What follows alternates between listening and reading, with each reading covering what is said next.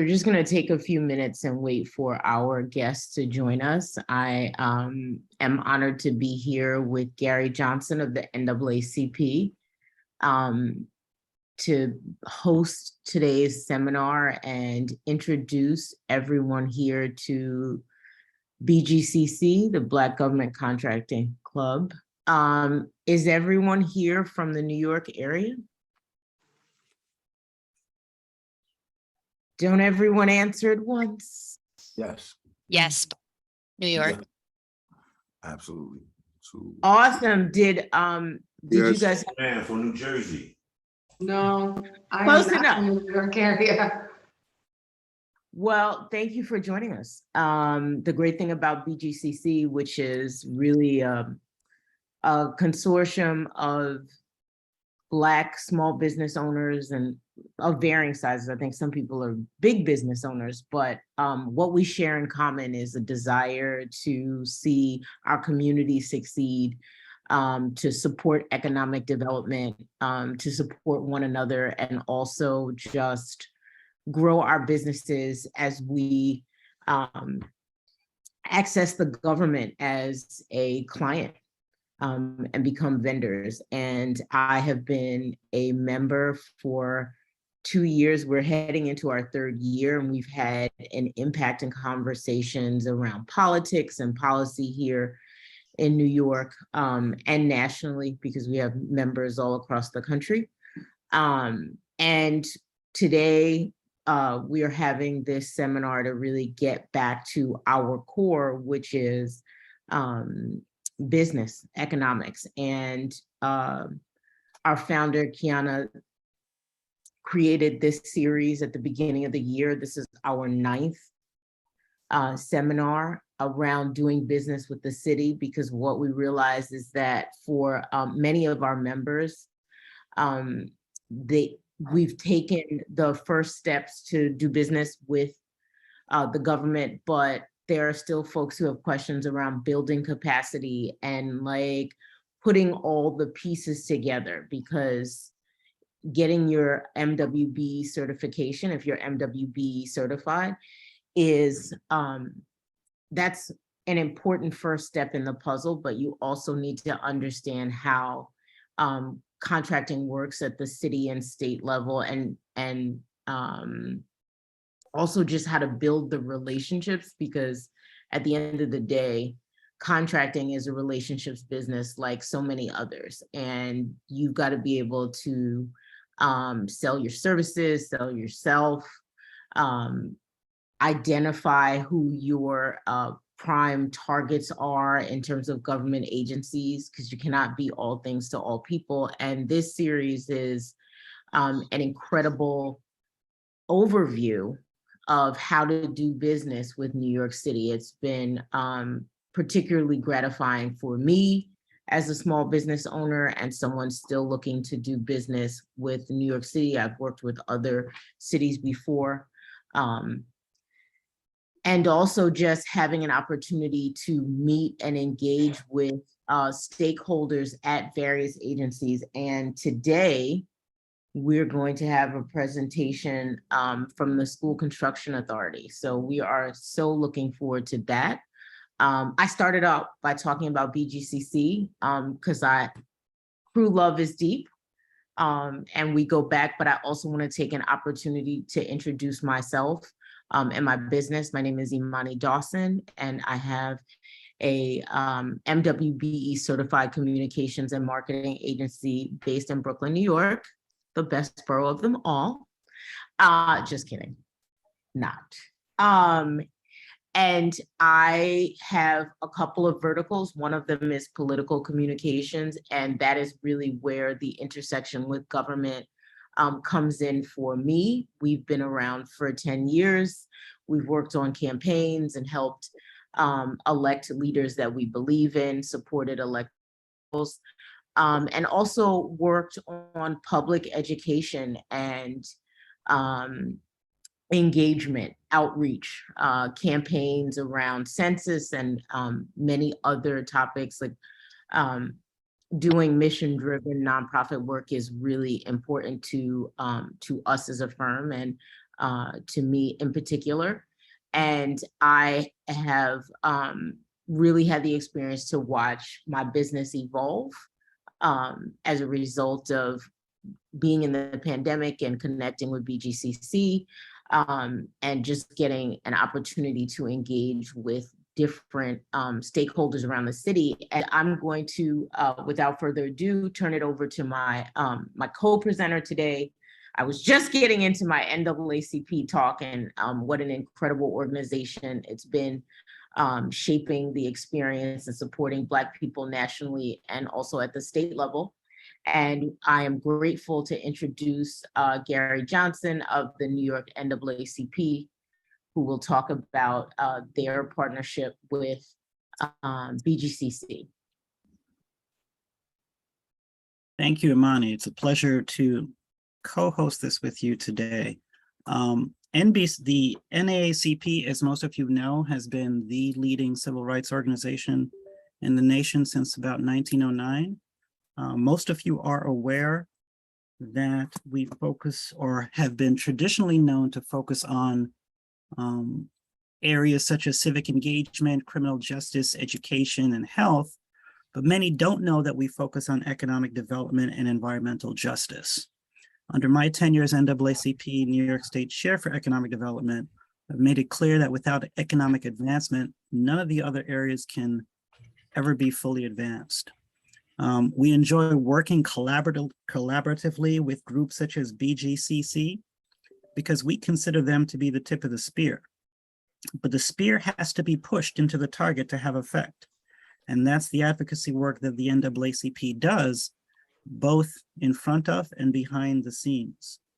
I hope all of you are here to learn something, as well as to become members of the NAACP. If you're not, be sure that I will have a membership link in the chat later, so look out for that. Wearing my business hat, I am the founder and president, CEO of Paradise Express Ferry and Harlem Rocket, the only MBE certified maritime operations firm in New York City. So I too am a small business owner, have been for many, many years. My background is in construction, in the construction industry. So I think we all have a relevant history to share here, and we look forward to helping on this first of many series of programs moving forward. So without further ado, let's move into our program. Imani? Thank you so much, Gary. So both of our presenters are here today, and it is my pleasure to introduce Gregory Glasgow, who I've actually met on a couple of occasions, so I hope you remember me, Gregory, because our children actually attended the same nursery school. But he is someone who has been a staunch community member and is the Director of Operations and Business Development for the New York City Construction Authority. So I'm thrilled that he is here to talk to us about their mentoring program. And Gary, I think you have someone to introduce as well. Yes, I will be introducing Ralston. So let me just say that Ralston and I have probably known each other for over 20 odd years when we were both in the construction industry as consultants. And so many times we were working either collaboratively or competitively depending on the project. So I appreciate the fact that both of them bring real world experiences to their jobs at SCA. And I know that they're advocating from a position of having been there, as opposed to just being technocrats working in an agency. Thanks, Good Gary. morning, everyone. Good morning, everyone. Greg, give me, could we have, will I be able to share my screen so Greg could go through the PowerPoint? Okay, very good. Greg, tell me when you're ready and take it away, please. I'm sorry.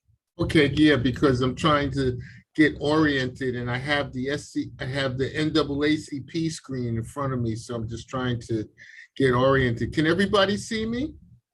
Yes. Okay, that's what I'm trying to. Now we'll go into the PowerPoint. What's this? This is, okay. We had the PowerPoint up. Can you guys see the PowerPoint? Yes. Yes, we can. Yes. Oh, very good. So, because I'm looking at something completely different, but if it's there, it's there.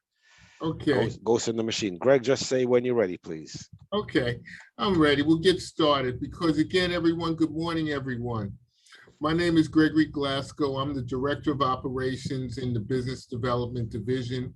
And I'm here today to talk about the New York City School Construction Authority's Mentor and Graduate Mentor Program, which is specifically designed to help grow minority and women contractors. At the end of this presentation, we will talk about other contracting areas if there are non-contractors in the meeting. Because again, the School Construction Authority has a 30% minority and women business goal on almost all contracting activities. So we want to make sure that we give opportunities to all minority and women contractors. And what we like to say, since Gary talks about economic development, we like to say that the money that the SCA spends comes from the tax dollars of all of the people of the city of New York. And we want to in some way make sure that the money is equitably distributed. And when Imani talked about our children going to Little Sun People Daycare and Restoration in Bedford-Stuyvesant, so that took me back quite a ways. Next slide, please. Okay, the SCA mission is the New York City School Construction Authority is to design, construct safe, attractive, and environmentally sound public school buildings for the children of New York City. The agency was created almost over 30 years ago because New York City determined that the Department of Education could not educate our children and build schools at the same time. So they went to the state legislature to create a state authority that would be totally responsible for building new schools and renovating the schools of New York City. There are over 1,800 school buildings, and the School Construction Authority works on all of the buildings and all of the contracts over $50,000. Next slide. The Business Development Department, our mission statement, the department that Ralston and I work out of, the mission of the SCA's Business Development Department is to develop best business practices that will increase, facilitate, and encourage the participation of MWLBE firms to successfully perform work with the SCA. We work to provide technical assistance and training to all of the MWBE firms working with the SCA. We are also responsible for monitoring the compliance with the 30% MWLBE goal on all projects above $3 million. We manage the loan program, the mentor program, the bonding program, plus we monitor all of the SCA departments in their contracting activities to ensure that they achieve the 30% MWLBE goal. Next slide. Now the mentor program again, and as I talk about it, this program is specifically created for contractors, and we'll talk about other contracting areas afterwards. The SCA Mentor Program is a multi-year program that provides peer MWLBE contractors with larger, well-known construction managers who provide individual on-the-job training and guidance in exchange for a multi-year commitment. Now, the mentor program is a minimum of 4 years, and it can stretch to 6 years. In the mentor program, you would be bidding against other MWLBE firms of a similar size. You start out bidding on contracts up to $1 million. We don't start you out bidding on $1 million. We would start you bidding on smaller contracts, maybe 200,000, then see how you do, complete those projects, work to 400,000 and work your way up. And in doing that work, you would be working under the supervision of construction management firms that would be mentoring you in how to do government work. Next slide. Okay, in order to participate in this program, there are certain eligibility requirements that you need to meet. First of all, the firm must be in existence, and we need to change the slide, for at least 1 year, because again, all firms doing work with the SCA must become pre-qualified and certified. And in order to become pre-qualified and certified, the firm has to have a track record. So when we say you have to have existed for at least 1 year, it means you have to have filed your taxes. So we can see that the firm has been has filed their taxes. And when you become certified and you submit your certification application, it is also to see that you can generate work history. Because in order to become pre-qualified in any particular trade area, you have to submit 2 references of work done in that trade area of $25,000 or more. So let's say, for example, you want to be pre-qualified as a GC interior, general contractor doing interior work. You have to submit 2 references where you have done GC interior work and you have supervised plumbing, electrical work, HVAC that's been done by other companies. Because again, the way the SCA works in your pre-qualification, unless you have a licensed electrician as a GC firm, you are not going to be able to do the electrical work. You are not going to be able to do the plumbing work. They would go to licensed, you would have to sub that out to licensed plumber or a licensed electrician. So that's why for your references, you would need to show work that you supervise plumbing, electrical, or HVAC contractors. If you're applying for rough carpentry or finished carpentry, and you're doing drywall, painting, you would just show work that you did, and they would contact your references. Okay, so you have to provide at least 2 references of $25,000 or more. And as you see on the screen, you see the website for the SCA, www.nycsca.org. So again, you can go to that website, and under doing business, it will say, okay, pre-qualification application. When you click on the pre-qualification application, the 3rd question will be, do you want to become certified as a minority or woman-owned business? You will click yes, and that will take you to the application to say, okay, I'll be a minority or woman business. Yes, clicked onto that. Now remember, when you do this application, it will branch off into 2 separate applications. 2 separate groups will be reviewing your application.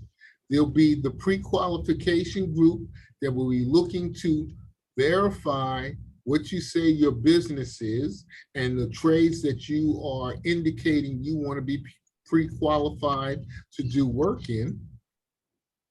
And then there will be the certification group that will be looking at your firm to certify that you are minority owned, operated, and controlled, and that you are able to make decisions because the company is 51% minority owned, operated, and controlled. So you'll have 2 separate letters. You would get 1 letter indicating you're pre-qualified in these trades, and another letter indicating you've been certified as a minority or woman business.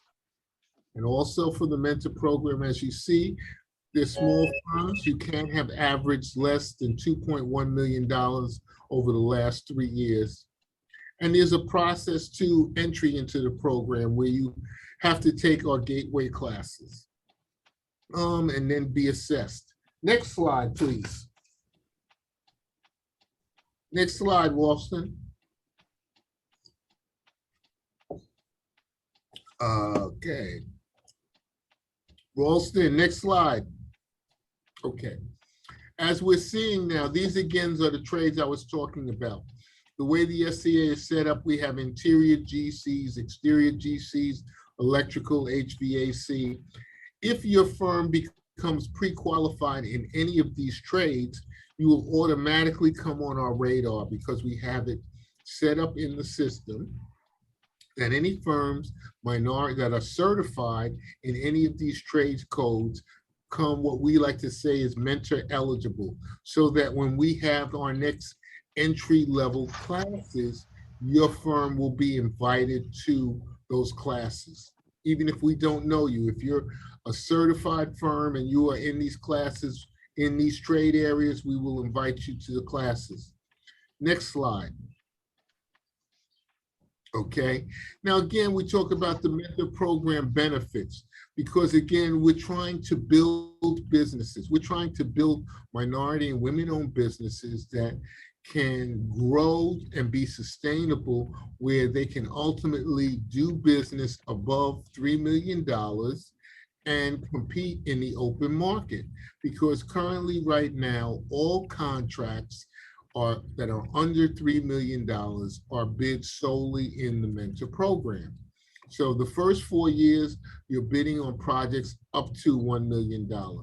You receive free construction and business-related classroom training. We have constant training even after you finish the first 5 classes. Technical assistance providers. We have consultants which will make available to you for your CPA, a legal consultant, someone to work with you if you have a bad credit history. We have a loan program available to you. Also, we have a bonding specialist because again, if you move from our mentor program to our graduate mentor program, at that level, when you're bidding on projects between $1 and $3 million, you have to have bonding. And then we have our Opportunity Academy program, which provides individuals who are trained in how to do the back office paperwork that a company has to submit on an SCA project. They've been trained on how to do that paperwork, and we will pay them for a certain period of time to work in your company to assist you with that paperwork. And then the firms have an opportunity, if they choose to hire them to help with the paperwork on a permanent basis. Next slide. Okay, and this talks about the money that we make. If you look at the slide to the right, in FY22, we contracted over $100 million in the mentor program. The previous year was $82 million. And so this program does quite a bit of work just with minority and women businesses. And the mentor program over the time period has, since 2017 to 2022, over 500 firms have participated. 102 are currently in the program.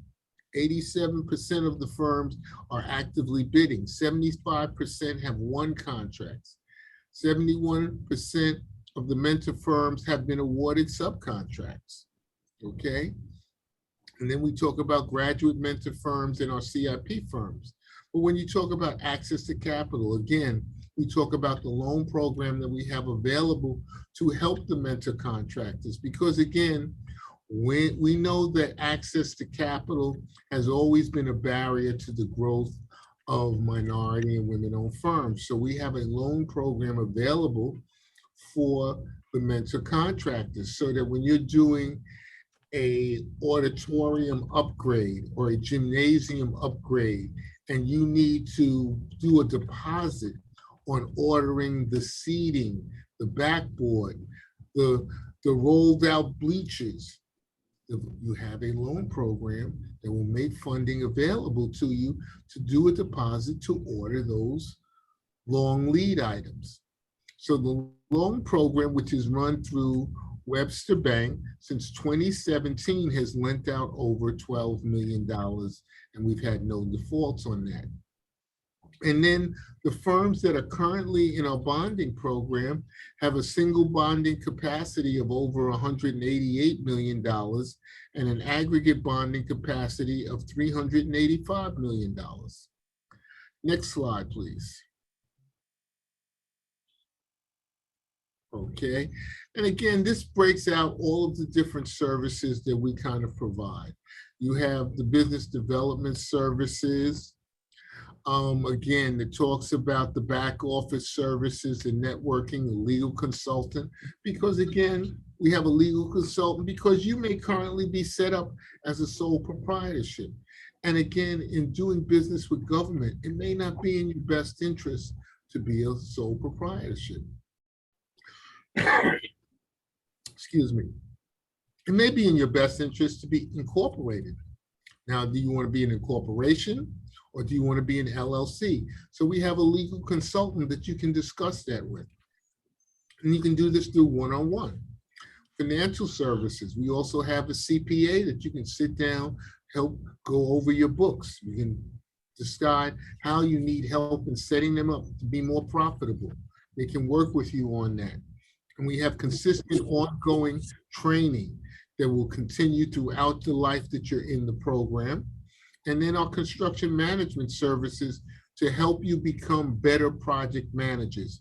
And in our construction management services, we talk about with the mentor program, when you're doing work, you'll be supervised by 3 CM firms.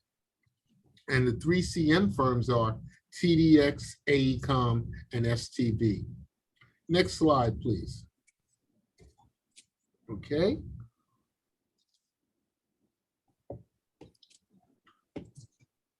What you see are up top, the required training for our entry-level classes. So these are the 5 classes that we offer that the owners of the firm, the individuals who are listed in the pre-qualification application as owning 51% or more of the firms have to attend these classes. How to do business with the SCA, labor law and prevailing wage, project management, enterprise cash management, and contract administration. So the owners of the firms have to attend these 5 classes. Once they attend these classes, then we will have one of our MTAP consultants come out and do an assessment on the firm, because we like to know what's behind the curtain. We don't care whether the firm is doing their estimating from their kitchen table, their basement, their bedroom, or whether they have an office or not. But we want to know, because in our assessment over the 4 years or 6 years that the firm is in the program, we're in a better position to evaluate their growth by knowing where they started from. And below that, you see the different types of classes we offer, because again, one of the things, again, there are a lot of requirements for doing work for government, doing work in New York City, in terms of the requirements for workers on the project, supervisors on a project. Now your workers in New York City on projects have to have 40 hours of OSHA training. So we offer some of those classes to our firms for free.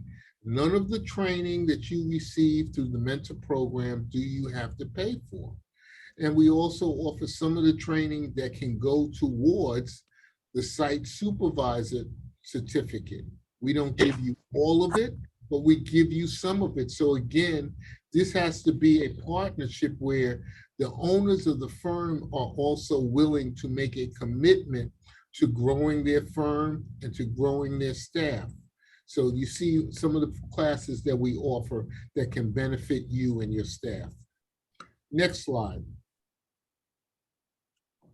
Again, this talks about our loan program that we have available through the mentor program and Webster Bank, and that the firms have to be in the mentor program. They have to have been awarded a contract.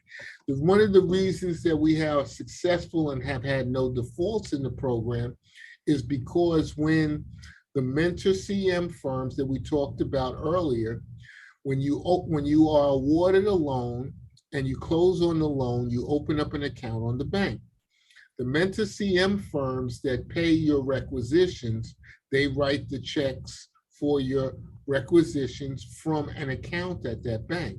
And they write a two-party check to you and the bank, so that when the firm gets paid on a requisition with a two-party check, they take that check back to the bank, they deposit it in their account, the bank takes out a portion of the repayment because they've worked out a repayment schedule, because the loan is approved because the bank has a repayment schedule signed off on by the construction management firm on how many repayments there should be, so that the loan is repaid by 75% mark.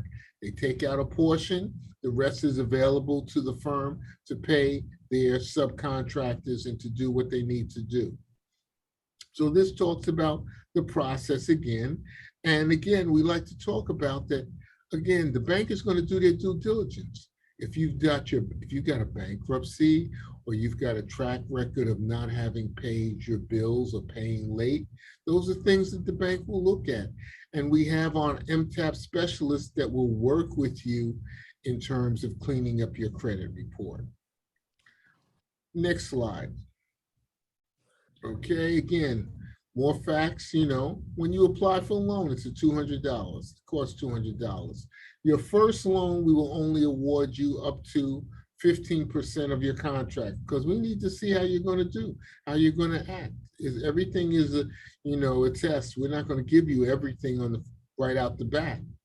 Then after you proved yourself, then we'll allow you to borrow up to 30% of your contract value, and we have a maximum of $300,000. And the rate of the loan, it's a floating loan that's above prime, and just because the feds just raised it, we had it at 5.5 as of Monday. They just raised it 0.75%, so now it's like 6.25. So it changed that quickly. Okay, so that's pretty much for the loan repayment schedule. But again, as I said, you'll get two-party checks, and the loan repayment schedules are calculated so that you are completed with paying the loan by the 75% completion mark of construction, so that the loan repayments do not get tied up in the closeout of the project. Next slide. Then those firms that are successful in the mentor program can move to our graduate mentor program and now begin to bid on projects between $1 million and $3 million. And again, they have to have bonding. They have to have sufficient bonding. And this is where, again, you have to have a dedicated site supervisor other than the business owner. Because again, when you're talking about doing multiple projects of over $1 million, it doesn't work if you do not have an organization, because the owner of the firm cannot, as they may be doing in private industry, run from one project to another project and supervise themselves. Because again, many times you're doing work in occupied schools. And there are a lot of different stakeholders that you need to interaction with. Not only from the custodian, who you have to provide custodial permits to, but you've got the principals. Now imagine if you're working in a school that has several schools within that building. There may be 2 or 3 principals that want things a certain way. And then you've got active students in the schools. So that's why it becomes very important to have a site supervisor who's going to be on that site as long as you're working, to keep things in order and to make sure that things do not get out of control. And then you have to have somebody who's constantly working in your office to make sure the paperwork gets out, to make sure they're there to relay calls and questions that come up from either the office staff, the architect, the project officer. You need to have someone who's making sure that you're getting your paperwork on time so that you can get paid on a monthly basis. Okay, next slide, please. Okay, in the graduate mentor program, again, we have similar opportunities. You have your bidding opportunities with your Opportunity Academy. We give you constant training. We have technical assistance available. We have access to capital, not through Webster Bank, but through the New York City MWBE Loan Fund that's operated through True Fund and Bach Capital. So again, you still have access to capital to help for your mobilization, because when the projects get bigger, the costs go up, you may need capital, so we have a loan fund available for you. Okay, and we have all of these things and help you to secure more bonding, and then you have your Opportunity Academy person who can be available to you. Next slide. Again, we talk about, the business development services. And one of the things we like to talk about for grad mentors with the training, in the mentor program, all of the training is usually lasts no more than 1 day.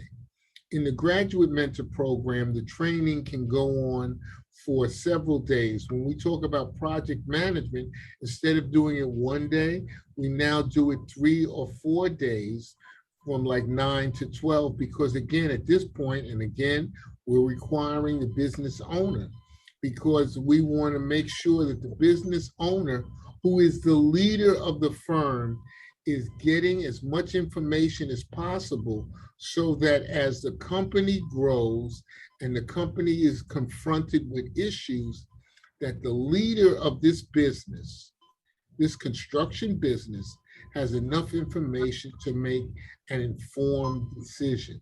So we're talking about project management, finance, insurance, legal issues, human resources issues. Because again, if you're talking about growing a business and sustaining a business, someone who's been a contractor who's trained to do drywall now must know about human resource issues, how to handle a staff, particularly a staff that may be working in your office and not your field.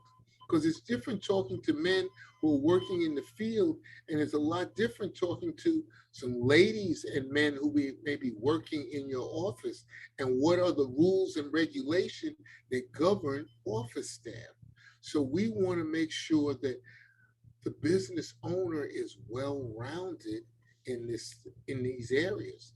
Talking about safety, okay? Safety, how do you instill a culture of safety within your organization to bring down and keep control on your safety and insurance costs? Because we can talk about having accidents in your office. So these are the issues we talk about in training at the graduate mentor level. And then the construction management services. It's different from being a mentor, because the mentor CMs who are paid to help mentor you in the field. When you're a graduate mentor firm, you're working with the SCA project officers who are not going to be mentoring you. They just want to get the work done. They've got other projects. So you've got to understand how you need to make sure you provide them with the deliverables they're looking for. Because if they're not happy, your check may take a lot longer to get to you than it should normally.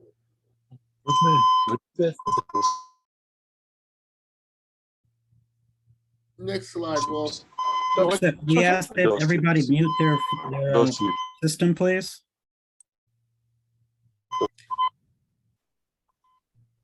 Okay.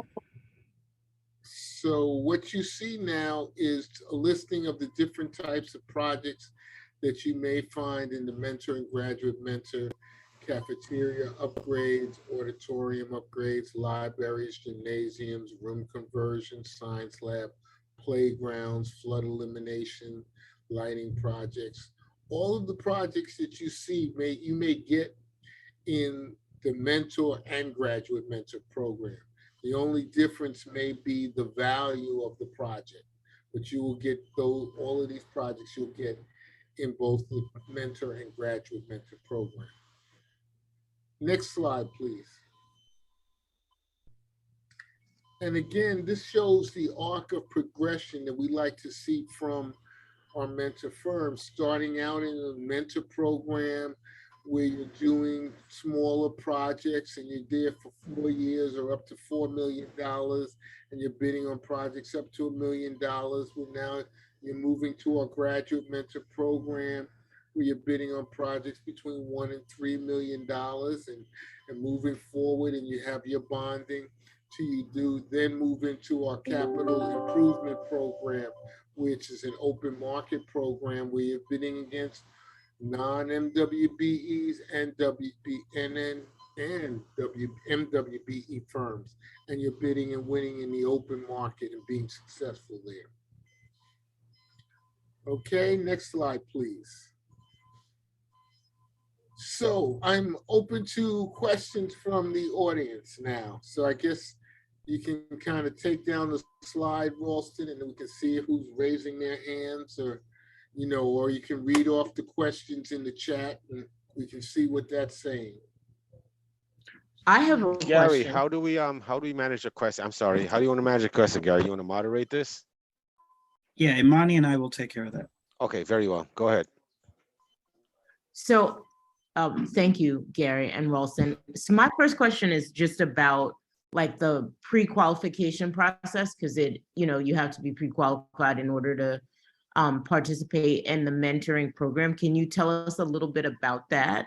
Like what the pre-qualifications are? And then also for small business owners who may also, supplement their income by working on construction jobs as like an independent contractor or as an employee, can they use that experience to count as for the $25,000 requirement?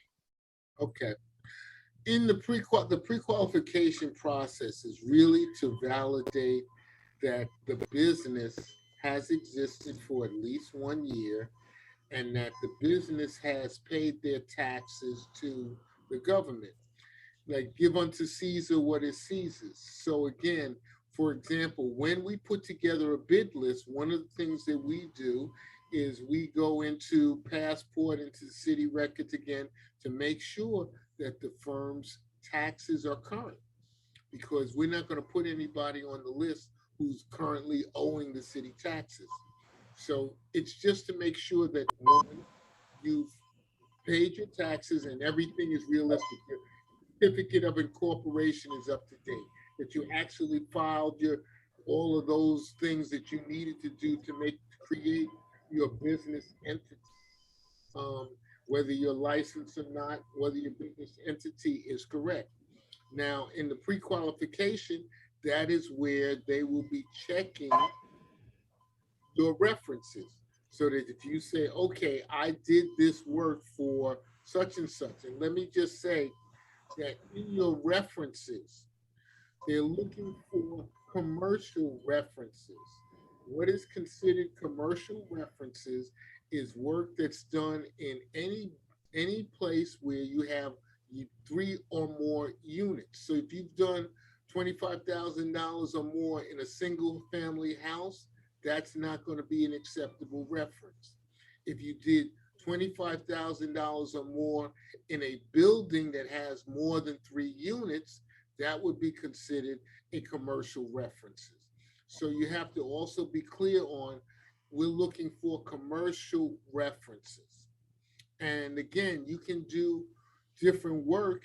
And if you were the one doing the work and you did that work under the company's name. So, I may have been a workman for ABC Contracting, but I did this work on the side by myself, they may have a problem accepting that reference. Did that answer your question? Yes, thank you so much. And I just want to remind folks that the floor is open for anyone here, particularly people who have this construction experience. If you want to ask questions, Gregory and Ralston are tremendous resources, so I want to urge you to get them out now. Let me jump in here, Gregory and Ralston. I'm often asked by folks the pros and cons of being MBE registered. And one of the questions is, if someone has a firm that does not become MBE certified, does not go through a mentorship program, are they put under the same scrutiny in terms of taxes, background check, scope of work, previous work history, to get a contract that they might try to bid on through competitive bidding? Okay, Gary, the answer to that question at the SCA is yes. All firms that work for the SBA and do work on our projects or contracts have to be and must be pre-qualified, because that is a requirement of the agency, because the agency was created to stamp down on corruption and to make sure that there was no underhanded work going on. So all firms doing work, primes and subcontractors, are pre-qualified. Of course, non-minority firms are not certified. Only the minority firms are.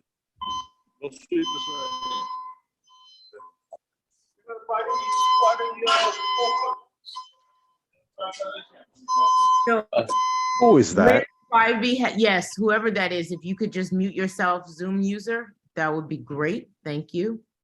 Lynn Spivey has a question. Lynn, can you unmute yourself and ask your question, please? Yes, good morning, everyone. My question is basically to go back to the reference. I want to know does the work done all the other. Could Lynn check her audio? We're hearing every other word she Yeah, says. I also noticed the breakup. It might be easier also to put your question in the chat. If you don't want to ask Okay, I a will. question, you can also, folks, put it in the chat. And while we're just waiting, Gregory and Ralston, many of our members are in the professional services field. So if SCA does any professional services work and you could tell us about that, that'd be great as well. Yeah, we do professional services. Again, as a construction agency, we have professional service contracts for architecture and engineering, structural engineering. We have IT departments, we have staffing contracts, so that as an agency, we purchase just about everything from administrative services to trainers, for training. So that, again, we go across the board. Anytime you have over 1,000 people working in the agency, you buy a whole host of services to support those staff. We recently had staff that received unconscious bias training. We have a training supervisors that we provide training to the staff on an ongoing basis.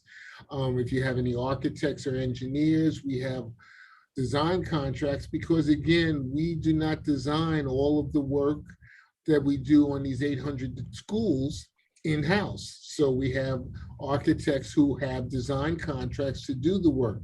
And we have two sets of design contracts. One are called our CIP projects, which are basically the smaller renovation projects. And then we have our capacity projects, which are designs of our new school or additions from the ground up. And again, underneath that, we also have structural engineering contracts for when we need a structural engineers. We have some landscaping contracts when we need landscapers. We do the borings we have those types of contracts. So we cover the spectrum. So again, Ralston can put his number in the chat room. And so again, that if anybody has any questions, they can reach out to Ralston and we'll get an answer back to them. So I see 3 hands up now. So we Absolutely. And Lynn has her question, Gregory, in the chat as well. So she was the first person. Go ahead, read it. She said, she asked if the references can be from any state or they have to be particular to New York State. No, the references can be from any state.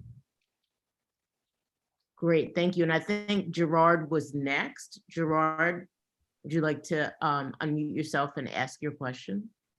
Hi, yes, thank you very much. So yes, Imani, my name is Gerard George.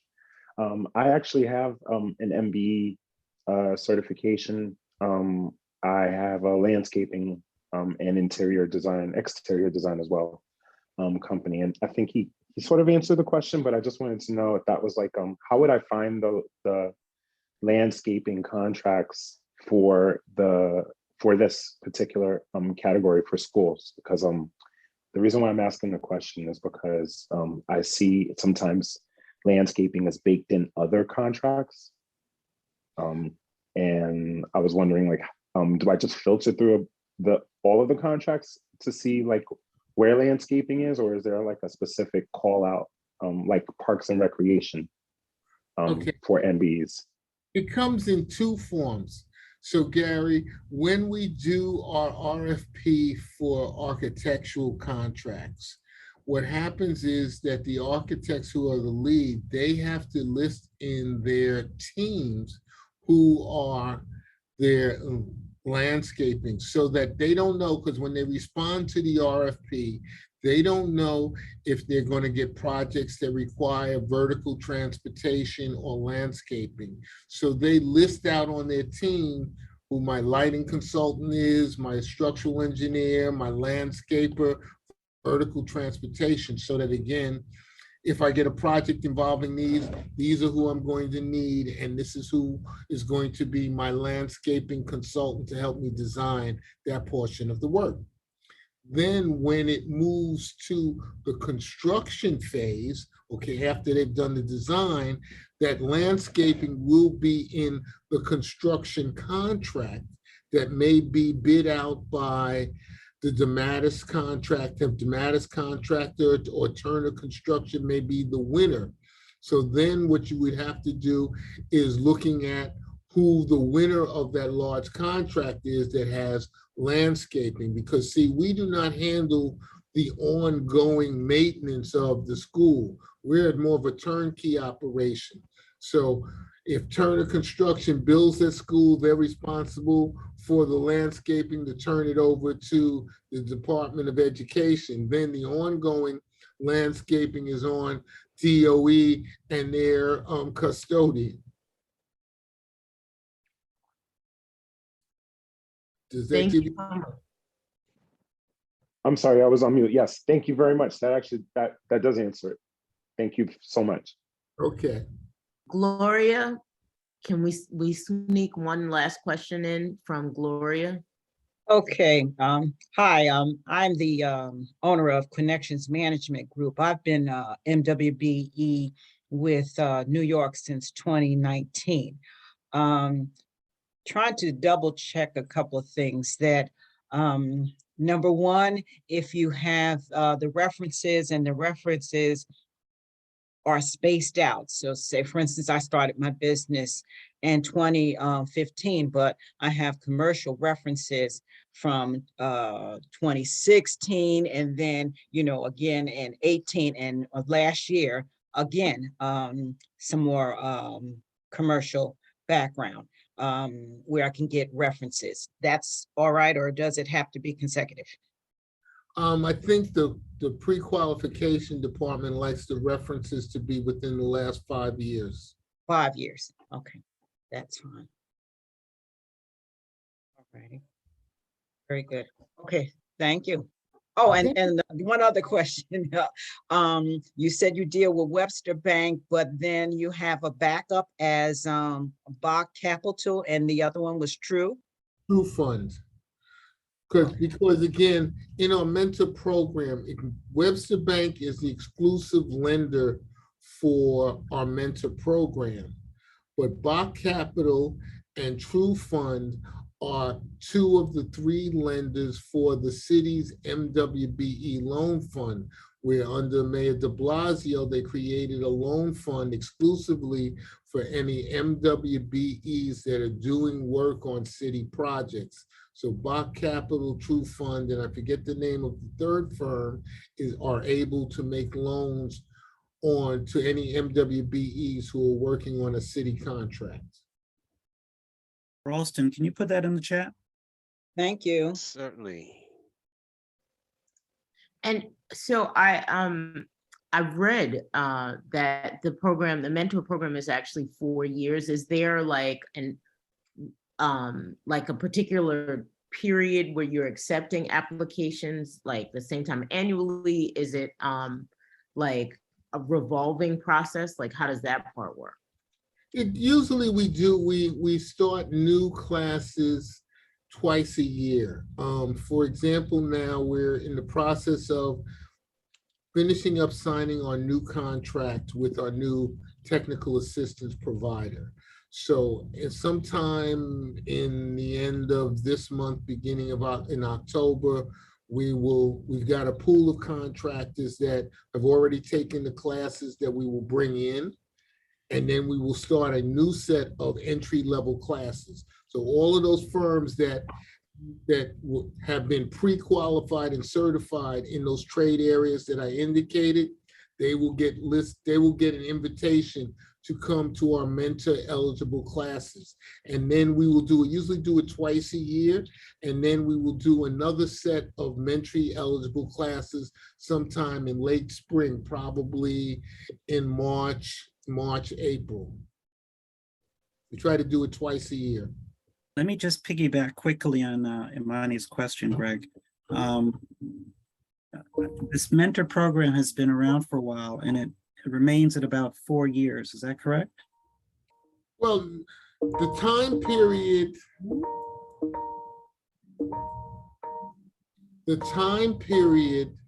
for the mentor program is 4 to 6 years. We give people an additional time period because, again, it's sort of like college. Everybody doesn't graduate at the same time. So that, again, and we want to make sure and give people the opportunity that when they get sufficient number of classes, some people, as you went to college, you got people that, okay, every semester you kind of look back and see who returned. Some people may drop out along the way. And those who stay, who work their way through, some people, they get it after the 2nd or 3rd year and they pick up. Some people may take them 5 years to graduate, may take them 6 years to graduate. So it depends on when they get the information, but the drop dead point is the 6th year. Greg, if you've got to jump off for your 11 o'clock, I could take the questions till 11:10, 11:15 or so, depending on what's going on.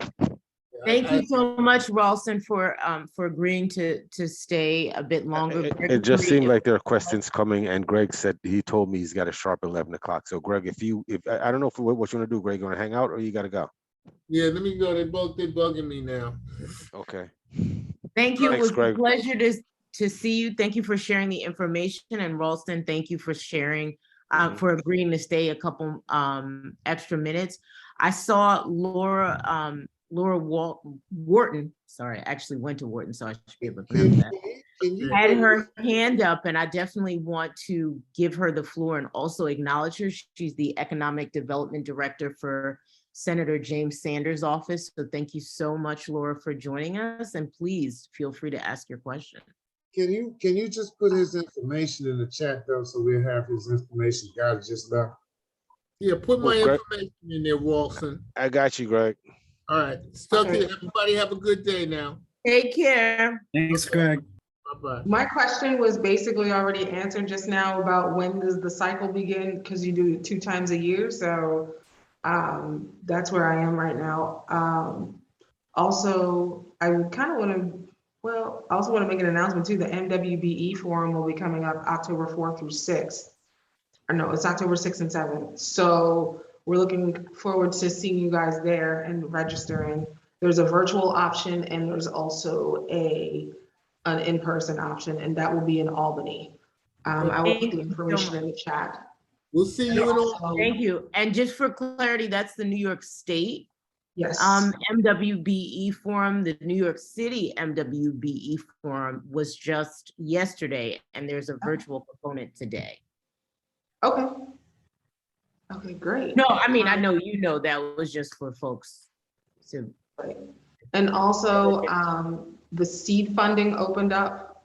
The seed funding application grant funding just opened up with the state on the 14th. So I will drop the link in the chat as well for the New York State Small Business Seed Funding from New York State Office of MWBEs.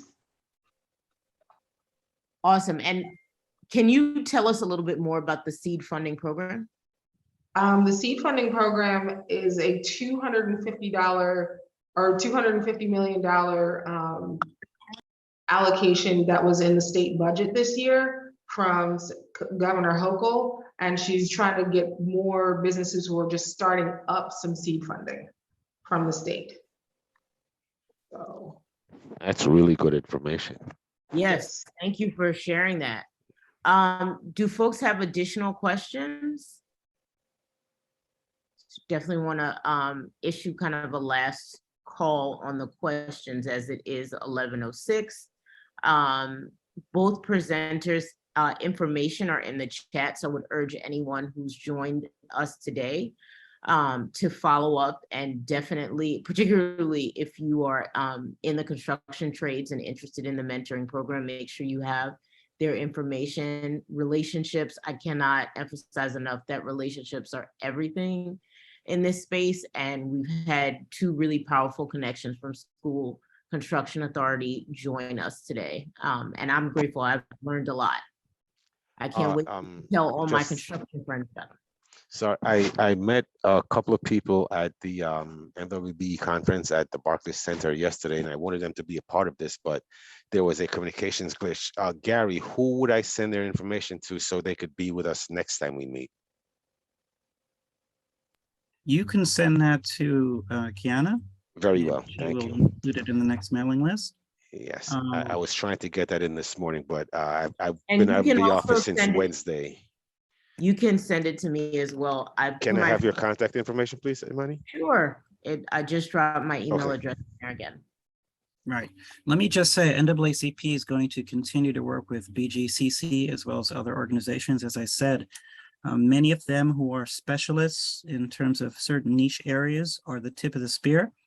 NAACP is an advocacy organization, and we use our heft and our muscle and our influence to get things done legislatively and spread the word in terms of the community. I see several NAACP members on here, Deborah, Mr. Burke, Lynn Spivey, just to name a few. We will continue to do our part as well to push the agencies. Ralston and I go way back, but he knows I'm going to kick him in the butt too. Because frankly, we need to push as many people through these programs quicker. Folks can't wait years to get through to considerable contracts. And as the demographics in the state continues to change to look more like the people that are on this call, we can't be relegated to 30% of the contracts when we become 70% of the population. That just can't be. So we, you know, there are a lot of people who are capable of doing work, and many people need to have their hands held and to be shaped and groomed, and we need to create more businesses. But there are other people who are out there doing the job as well, and they need to be advanced as much as is reasonably possible. And my own personal opinion, and I'm stressing that it is a personal opinion, is that many of these programs, when they were first created, were not created to help. They were created to hurt. They were created to hold us back. Fortunately, we have good people working in these agencies now, like the two we've had on here today. That notwithstanding, we need to understand that we need to push and create not just jobs, but equity. And so business owners, all of us here have been business owners or are business owners, need to get the information, to have the motivation, to acquire the work, to hire their communities so that we can economically advance as a people, as a community, and then to wield that as influence for the next cycle and the next generation. So this, I think, was really good. And I look forward to doing this on a regular basis. I think, Imani, we're talking about doing this quarterly collaboratively with BGCC, and NAACP will be right there with you. Well, I am looking forward to that. And thank you for your powerful words. I got to put you on the spot a little bit. How do business owners who are not already part of the New York State NAACP family connect with you and your economic development efforts? Asking for a friend. So my information is in the chat. I also put in a link to become a member of the NAACP. I will put my information in there again where they can contact me directly, both my email and my cell number. And I can put them in touch with the branch that is nearest to where they live or where they work. And they can interface with the economic development chair of their local branch to have the most amount of influence in their local communities. Thank you so much for that. I also want to point out to folks that the information about the New York State MWBE is actually in the chat. Laura posted a link to the upcoming event. So you can definitely get that there. And she also noted that there's an MWBE Empowerment Lunch series every third Thursday of the month. This month, they'll be talking about credit repair for small businesses, and that's going to be, well, I guess it's next month, October 20th at 12 p.m. Laura, I'm not sure if you shared your information for people to contact you, but would it be possible for you to put it in the chat so that people, small businesses, owners can engage with you and Senator Sanders' office? Okay, I'll put it in there again. Okay. I'd just like to make a comment. Can you hear me? Sure. I just want to make a comment. Mr. Johnson, I really appreciate those words that you just gave us. I just want to go a little deeper because those words that you just gave need to be amplified at a lot of our community events. If you listen to politicians today, they don't even understand in some instances that our communities are never going to rise as long as we depend on handouts and poverty type of economies that we have in most of our Black communities. Business is the way that we're going to really secure our communities and make sure that we can have a great life like every other race in this country. It's not going to be, business has to be a more amplified throughout all of our elected officials. They have to see business as really is the key to stopping all the crime, the poverty, the unemployment. If we don't have a robust business community, then somebody else is employing our community that don't look like us. And they pick the winners and losers. And most of the time we're on the loser side. So that's why business is so important. And we need to really, really start making sure that our community and our elected officials understand that. It's not just about us getting rich. It's about also saving our community, the Black community.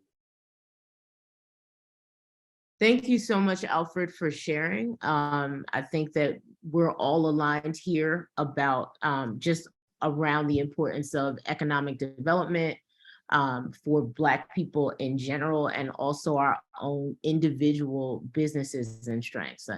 So, I think that we definitely feel that. I want to thank and acknowledge everyone who has joined us today. It is going on 11:15, so we have to end right about now, but I also want to acknowledge Ken Rivers, who is here. He is a contract capture specialist, and he's reviewed some construction related opportunities. Ken, if you want to just speak briefly, I want to give you the floor before we close. I didn't have anything special to say. I'm glad to be here as well. I work with New World Energy, which is a lighting specialist and energy saving company. So I'm looking forward to future with the group here. Thank you so much for joining us, Ken, and thank you to everyone. If this was your first BGCC seminar, I encourage you to go to our website, blackcontracts.org, and register to be on our mailing list to stay connected, because together we rise. And I look forward to seeing everyone at another event in the future. Thank you so much, folks.